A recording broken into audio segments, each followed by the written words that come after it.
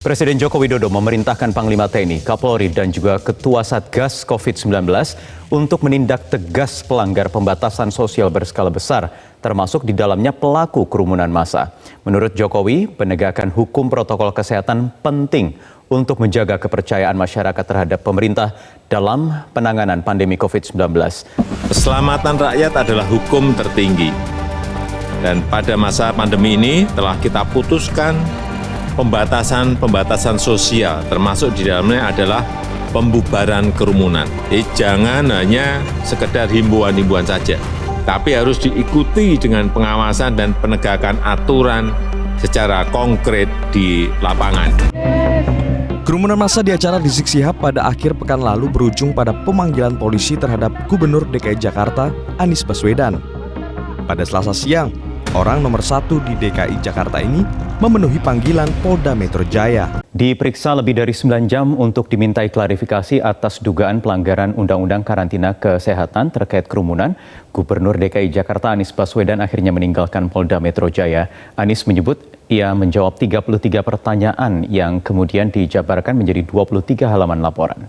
Ada 33 pertanyaan yang tadi disampaikan menjadi sebuah laporan sepanjang 23 halaman.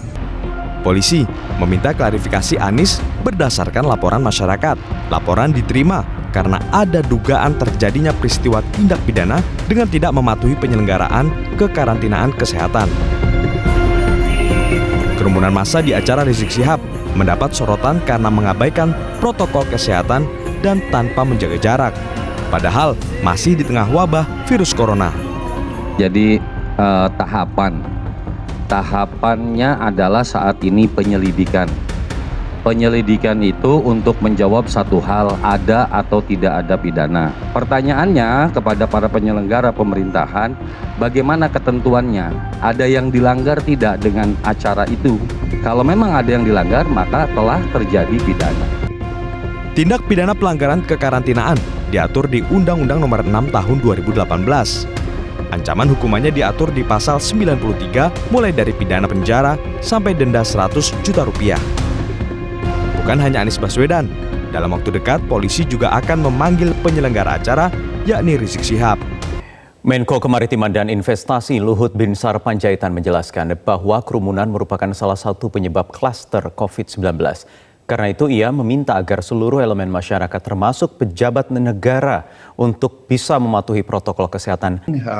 Kita tidak ingin kerumunan karena ternyata kerumunan itu adalah penyebab klaster-klaster baru. Dan itu sudah ada evidence sama kita sehingga seperti di Jakarta kita sangat menyayangkan bahwa terjadi kerumunan-kerumunan yang tidak baik dan disayangkan juga pejabat ada yang hadir dalam kerumunan itu dan juga tidak karantin. Saya kembali dari Yunan 3 minggu yang lalu, 1 minggu saya karantin sebelum saya melakukan kegiatan yang lain. Nah begitu juga nanti ini balik dari Amerika, kami ada juga prosedur harus karantina. Jadi saya pikir tidak boleh ada